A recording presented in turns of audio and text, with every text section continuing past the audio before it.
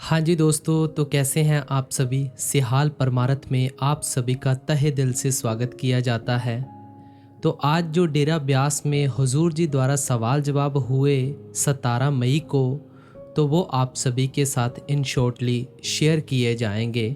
सवाल जवाब शुरू करने से पहले आप जी से एक छोटी सी बेनती है, चैनल को ज़रूर सब्सक्राइब करें। अगर आपको वीडियो अच्छी लगे या आगे भी आप वीडियो देखना चाहते हैं तो हुजूर जी द्वारा काफ़ी ज़्यादा संगत को हंसाया भी गया और बहुत कुछ इम्पोर्टेंट सवाल भी हुए। वो आज के सवाल जवाब आप सभी के साथ शेयर कर रहा हूँ। पहला सवाल कुछ इस प्रकार था कि हुजूर जी, ज़िंदगी में मैं दया की भीख मांगता हूँ। फिर हुजूर जी ने फरमाया कि बेटा, आपका ख्याल तो अच्छा है, लेकिन दया का सागर वो मालिक है, दया तो वो मालिक करेगा ना। लेकिन हमने अपनी जिम्मेवारी थोड़ी छोड़ देनी है, हमने अपनी जिम्मेवारी पूरी करनी है, बाकी बख्शिश वो मालिक करेगा, दया का सागर वो है। एक बीबी ने सवाल किया कि हुजूर जी, जम्मू वाली संगत के ऊपर ना दया मेहर करना। तो हुजूर जी ने कहा, क्यों, बाकी संगत के ऊपर नहीं? फिर उन बीबी जी ने कहा कि नहीं, जम्मू वाली संगत के ऊपर ऐसे वैसे। फिर हुजूर जी ने हल्की सी स्माइल की, बोलते कोई बात नहीं। एक सवाल ये लड़के द्वारा किया गया कि हुजूर जी, जैसे कोई सेवादार किसी संत महात्मा की सेवा करते हैं, मेरा सवाल ये है कि क्या जो उनके दुनियावी काम काज होते हैं, कारोबार होते हैं, संत सतगुरु उनमें भी उनकी हेल्प करते हैं? तो हुजूर जी ने फरमाया कि बेटा बिल्कुल, मालिक हर वक्त अपने सेवकों का ध्यान रखते हैं। वो मदद करता है कि हम ये जो सिचुएशन चल रही है, बुरा दौर चल रहा है, इससे हम बाहर निकल सकें। लेकिन सबसे बड़ी पावर नाम में है।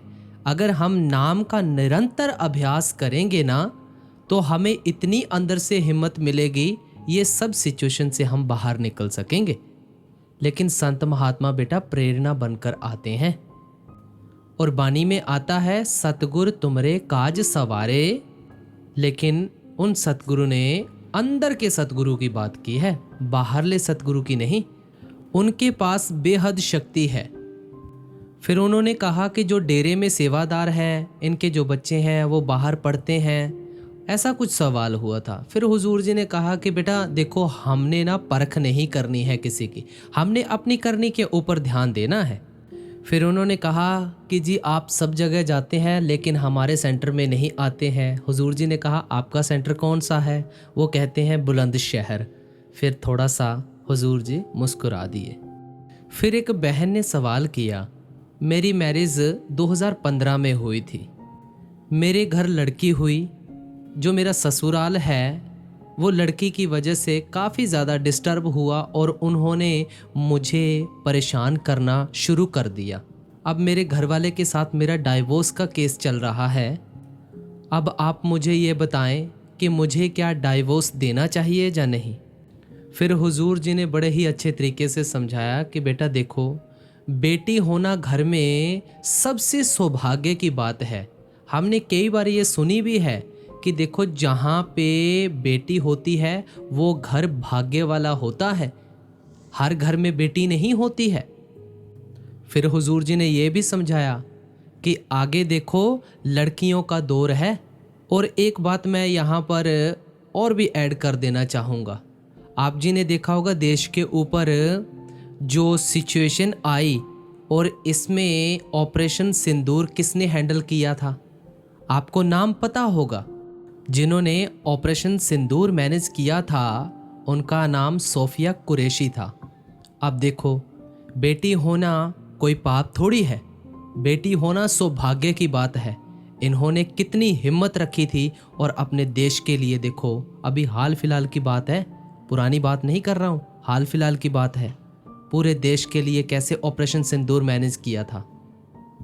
अब ये हमारी मूर्खता है कि हम लड़का चाहते हैं, लड़की होना क्या पाप है? हुजूर जी ने आगे फरमाया कि हमने कभी ये नहीं सोचना है कि बेटी क्यों हुई है। फिर उनको एक सलाह दी गई कि जैसे आपके बड़े कहते हैं, आपने उनकी सलाह के साथ चलना है। फिर अगला सवाल एक भाई साहब जी द्वारा किया गया कि हुजूर जी, मेरा एक लड़का है, वो 33 साल का है, उसको 20 साल से दौरे पड़ते हैं। और हुजूर जी ने उनको समझाया कि हमने अपने घर का माहौल ठीक रखना है। ये सब हमारे पुराने कर्मों की बात है। जब हमारे पुराने कर्म भुगते जाएंगे तो अपने आप ठीक हो जाएंगे, लेकिन हमने हिम्मत रखनी है और अपने घर का माहौल नेगेटिव नहीं होने देना है, पॉजिटिव रखना है। और हुजूर जी ने जाते जाते उनको एक सलाह और भी दे दी कि जब हमारे माइंड के ऊपर ज़्यादा प्रेशर होता है, यानी तनाव ज़्यादा होता है, तो तब भी ये सिचुएशन आ जाती है, लेकिन हमने ज़्यादातर कोशिश करनी है कि हमने अपना वातावरण बिल्कुल शुद्ध रखना है, पॉजिटिव रखना है।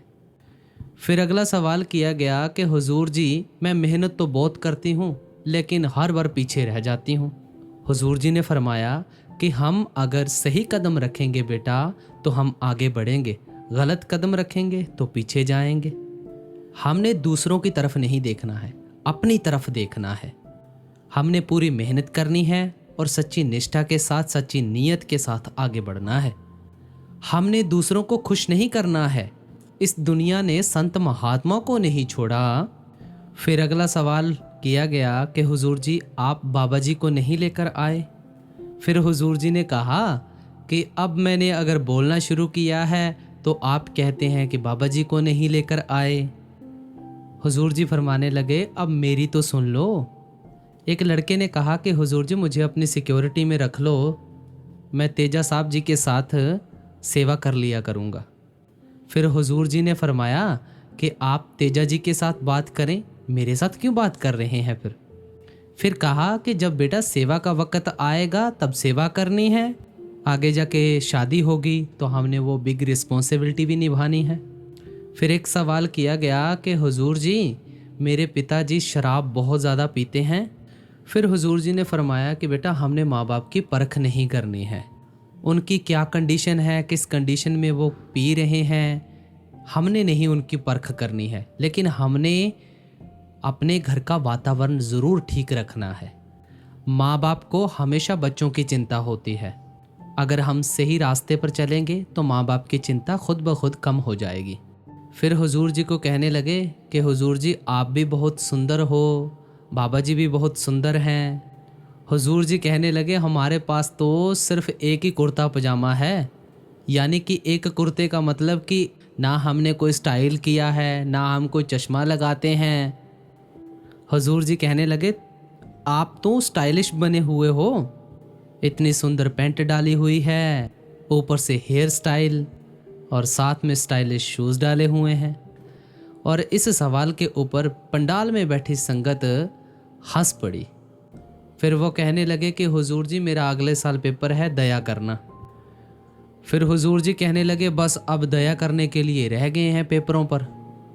फिर वो कहने लगे कि हुजूर जी, पक्का दया करना। तो हुजूर जी ने उनसे पूछा कि मेहनत करेगा, अगर मेहनत करेगा तो दया करूँगा, नहीं तो नहीं। फिर संगत ज़ोर ज़ोर से हंसने लगी। फिर अगला सवाल किया गया कि हुजूर जी, कर्म बड़ा है या पूजा। और फिर हुजूर जी ने फरमाया कि जो कर्मों का कानून है वो है अटल। कर्मों का भुगतान तो बेटा सभी ने देना है। जब हम मालिक से लिव जोड़ते हैं तो कर्मों का जो हिसाब किताब है वो हम बड़े ही अच्छे तरीके से दे पाते हैं, यानी कि उसका बोझ कम हो जाता है। लेकिन अगर हम मालिक के साथ अपनी लिव नहीं जोड़ते हैं, वही कर्म हमें भारी लगने लग जाता है। हमने एक दायरे में नहीं रहना है, अपना दायरा खोलना है। और दूसरी बात रही पूजा की, हमने सबसे पहले ये देखना है कि हमने पूजा किसकी करनी है। हमने पूजा उसकी करनी है जो बाहरमुखी साधनों के साथ हमें जोड़े, या उसकी पूजा करनी है जो हमें अंदर का रास्ता बताए। हमने बेटा सिर्फ उस नाम के साथ जुड़ना है, उस सच्ची पावर के साथ जुड़ना है। फिर अगला सवाल किया गया कि हुजूर जी, माघ के महीने का क्या महत्व है। फिर हुजूर जी ने फरमाया कि मालिक ने जो भी पल बनाए हैं वो सभी एक बराबर हैं। जो भी वक़्त हम मालिक को याद करते हैं वही वक़्त सिर्फ हमारे लेखे लिखा जाएगा और कोई भी नहीं। फिर अगला सवाल किया गया कि हुजूर जी मेरी शादी होने वाली है। तो हुजूर जी ने कहा कॉन्ग्रेचुलेशन। फिर कहने लगा कि हुजूर जी अभी लड़की नहीं देखी है। हुजूर जी ने कहा कॉन्ग्रेचुलेशन।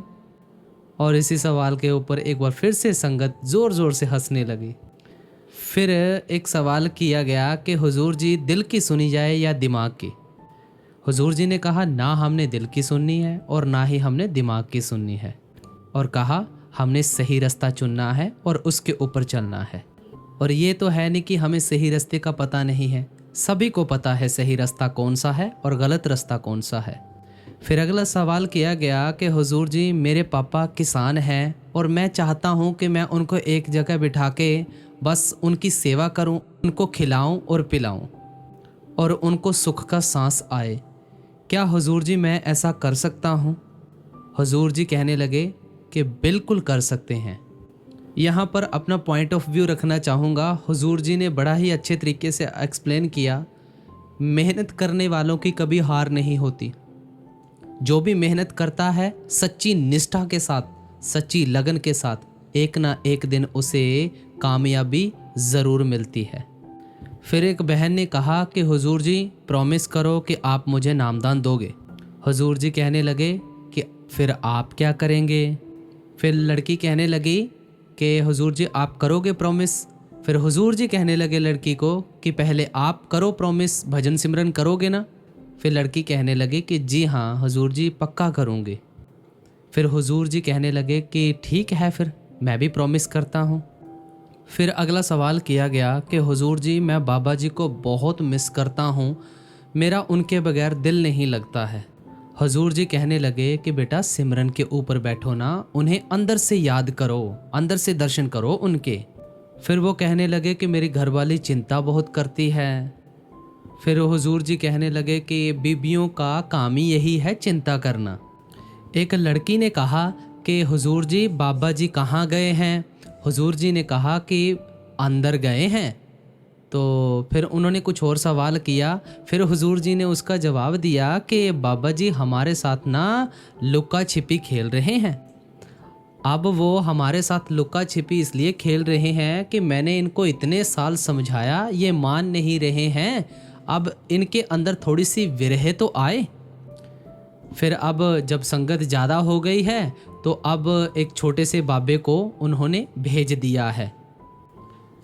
फिर अगला सवाल किया गया कि हुजूर जी मेरी मम्मी ना वहम बहुत ज़्यादा करती हैं।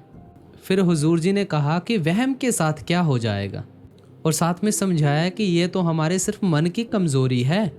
हम बेटा अपने असली मकसद से परे होकर बैठ जाते हैं। हमने अपने असली मकसद को भूलना नहीं है, उसको याद रखना है। तो ये थे सवाल जवाब जो हुजूर जी द्वारा आज डेरा ब्यास में फरमाए गए। आज भी बाबा जी स्टेज के ऊपर नहीं थे। हुजूर जी ने ही आज सुबह दर्शन दिए और हुजूर जी ने ही आज सवाल जवाब किए, और कल भी हुजूर जी ही सत्संग करेंगे। बाबा जी एक और जगह सत्संग करेंगे, वो जगह का नाम नहीं बताया जाएगा, वो पर्सनली है, किसी के साथ नहीं साझा किया जाता। तो चैनल को कर दें सब्सक्राइब, ऑल नोटिफिकेशन बेल पे प्रेस कर दें। साथ में व्हाट्सएप लिंक डिस्क्रिप्शन में है, जल्दी से जाकर ज्वाइन हो जाएं। राधा स्वामी सभी को।